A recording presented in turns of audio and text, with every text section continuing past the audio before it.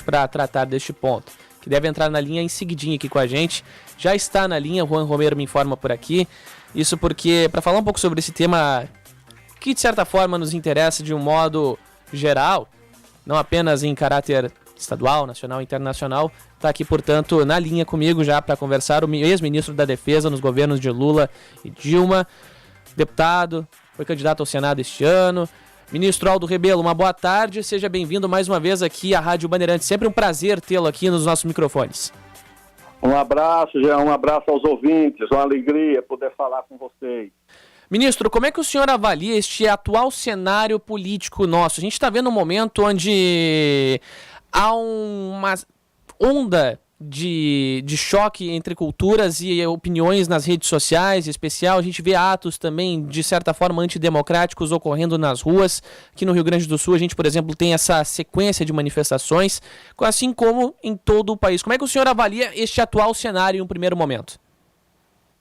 Eu creio que, apesar do cenário preocupante, dos solavancos que atingem o processo democrático no Brasil, de uma eleição de confronto que foi decidida muito mais com base na rejeição dos candidatos do que propriamente na aceitação e na aprovação, apesar disso, eu creio que as forças políticas, sociais, relevantes, vão trabalhar para a pacificação do país, não a eliminação do conflito, porque o conflito, a contradição, reflete a desigualdade, o desajuste, o desequilíbrio do Brasil. Mas acho que as soluções vão caminhar para as soluções institucionais, com o papel do Estado, do governo, do Poder Executivo, do Legislativo, do Judiciário, preponderando sobre a radicalização que ainda se manifesta em algumas circunstâncias. Agora, ministro Aldo Rebelo, um outro ponto que a gente vê entre circunstâncias à parte diz respeito a esse processo de transição entre os governos. Como é que o senhor está avaliando este cenário também e como é que o senhor, como um especialista nesta área da defesa, enxerga também essa demora justamente no processo, bem como para o anúncio, né, destes nomes que irão compor este grupo técnico? Eu não creio que os problemas do Brasil, ou que o problema do Brasil se situe na área da defesa nacional. Eu acho que essa área pesa muito mais como uma promessa de solução do que como uma promessa de problema, tá certo? Os problemas que o Brasil vai enfrentar estão mais no plano da diplomacia, com essa questão da Amazônia, do clima e das pressões que o Brasil sofre, na área da economia, já que o mundo que se avizinha e que se aproxima, principalmente no próximo ano, é de muita dificuldade econômica, que naturalmente vai atingir o Brasil, que está inserido nesse mercado mundial, principalmente com as suas principais commodities de exportação. Então, os problemas do Brasil estão por aí. Encontrar governabilidade, o governo vai ter que procurar fazer uma maioria no Congresso, que não é uma operação simples. Acho que a área da defesa não tende a ser um problema para o governo, para o país, como não foi. Não foi no governo do presidente Lula, nem foi no governo da presidente Dilma. Pelo contrário, o presidente Lula teve uma relação tranquila e pacífica com a área de defesa. O senhor acredita que não seja fácil compor um grupo como este, ex-ministro? Eu não sei, porque eu não tenho participado das conversas sobre esse assunto com o governo. Não sei por que não foi constituído o grupo, mas, aliás, em nenhuma transição anterior, essa área foi problemática, foi tão discutida. Eu não sei as razões, mas a minha convicção é que aí não está o problema. Sim. E o senhor fala sobre não estar o problema aí, então qual seria o problema na sua visão, ministro Aldo Rebelo? O problema está na área da economia, tá certo? O governo precisa encontrar o caminho para retomar o crescimento, o desenvolvimento, senão todas as promessas se tornam vãs. Como é que o governo vai pagar as contas da área social, da retomada do investimento, se o país não voltar a crescer? Esse é o principal problema. E o segundo é como fazer uma maioria, já que o partido do governo elegeu com a sua coligação um pouco mais de 100 deputados, e para aprovar emendas à Constituição vai precisar de mais de 300 votos, para aprovar com maioria absoluta de mais de 250. É aí que o governo precisa concentrar os seus esforços. A relação com a eleição da mesa da Câmara e da mesa do Senado, que já é um desafio aí para fevereiro, se eu não me engano, começo de março. Então, esses são os desafios principais do governo. Não vejo que o problema do governo se situe nessa outra área de defesa nacional. Acho que é mais na área da política e na área da economia. Agora, ex-ministro Aldo Rebelo, o senhor é um dos grandes nomes, considerados inclusive e como bem avaliados pelas Forças Armadas aqui no país, foi ministro durante os governos Lula e Dilma, tem uma proximidade maior, é bem verdade, com a ex-presidente, mas eu não posso deixar de lhe perguntar como é que o senhor avalia este cenário, né, envolvendo o Ministério da Defesa na atual gestão. Partindo do governo Bolsonaro, como é que o senhor avalia este processo, bem como o relacionamento do Ministério da Defesa ao longo destes últimos 4 anos? Em primeiro lugar, todo o noticiário que envolve o meu nome não passa de mera especulação, tá certo? É bom que se registre isso. Especulação do jornalismo, que Sim. tem, entre outras funções, a de especular no melhor sentido da palavra. A segunda questão é que eu conheço os comandantes da defesa, os ministros da defesa, que assumiram o posto desde a época do presidente Temer, que foi o Raul Jungmann, depois o general Silvio Luna, depois o general Fernando Azevedo Silva, que foi indicado por mim como chefe da Autoridade Pública Olímpica, quando eu era ministro do Esporte, e que se desincumbiu com muita competência das suas funções, e conheço também o atual ministro, o general Paulo Sérgio, que trabalhou comigo também no Ministério da Defesa. Tá certo? E o que eu posso dizer é que nas funções que exerceram, na época, todos eles tiveram a capacidade de reunir o respeito à hierarquia, o respeito à disciplina, o desempenho como servidores públicos de grande capacidade de realização, e eu não posso fazer um julgamento além daquilo que eu posso oferecer como testemunho, que é o que eu conheci. Agora, por que o PT, o Partido dos Trabalhadores, parece ser tão mal avaliado, visto pelas Forças Armadas, ex-ministro?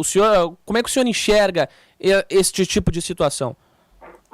Não, ali as Forças Armadas como instituição nunca estabeleceram a análise ou apreciação sobre partidos políticos. Como instituições, as Forças Armadas, o Exército, a Marinha, a Aeronáutica e o próprio Ministério da Defesa nunca se envolveram em avaliação de partido. Agora, os integrantes, principalmente aqueles que estão na reserva, têm suas opiniões que são predominantemente opiniões conservadoras nessa área do comportamento, dos costumes e politicamente também conservadoras.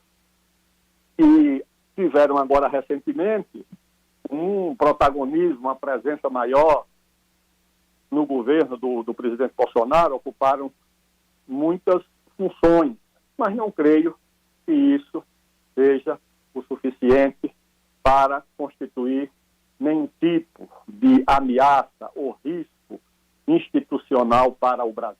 O senhor, portanto, não vê vamos colocar assim, uma espécie de militarização do governo Bolsonaro, portanto?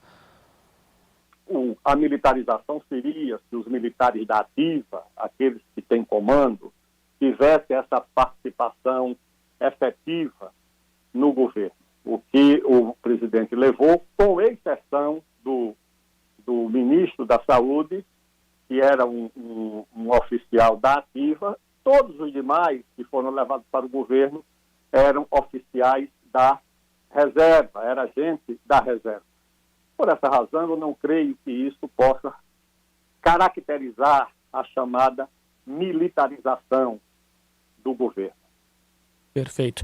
Ministro Aldo Rebelo, outro ponto também em relação aos militares me chamou muito a atenção, não chamou, claro, a mim apenas, mas de grande parte do Brasil ao longo deste último período eleitoral, que foi o posicionamento deles. Como é que o senhor avalia também essa questão em caráter especial? O posicionamento sobre as eleições, a definição, o modo de agir, o modus operandi, por assim dizer, ao longo desse período, visto que a gente vê também nos últimos dias também, em especial, a própria manifestação, né, do general Vilas Boas, até mesmo por meio daquela nota com um tom ameaçador, por assim dizer também, né, ministro Aldo Rebelo? Em primeiro lugar, o general Vilas Boas é um oficial hoje na reserva, ou seja, a palavra do general Vilas Boas deve ser considerada como uma opinião de quem está na reserva e não é a palavra de um oficial que está no comando da tropa e que eu não vi em nenhuma circunstância desse pessoal que está na ativa nenhum tipo de manifestação. Pelo contrário, todos eles se comportaram de forma a manter a instituição militar da ativa distante da disputa eleitoral, da disputa política. Em relação às urnas eletrônicas, o Tribunal Superior Eleitoral foi quem tomou a iniciativa, na minha opinião, equivocada, de convocar as Forças Armadas para oferecer parecer, para dar opinião sobre o processo eleitoral, que é uma atribuição do poder judiciário e da qual o Poder Executivo não deveria participar, mas foi o próprio presidente do Tribunal Superior Eleitoral que tomou a iniciativa e convocou o Ministério da Defesa. Quando convocou o Ministério da Defesa, convocou naturalmente o Poder Executivo, porque quem nomeia o ministro é o Presidente da República.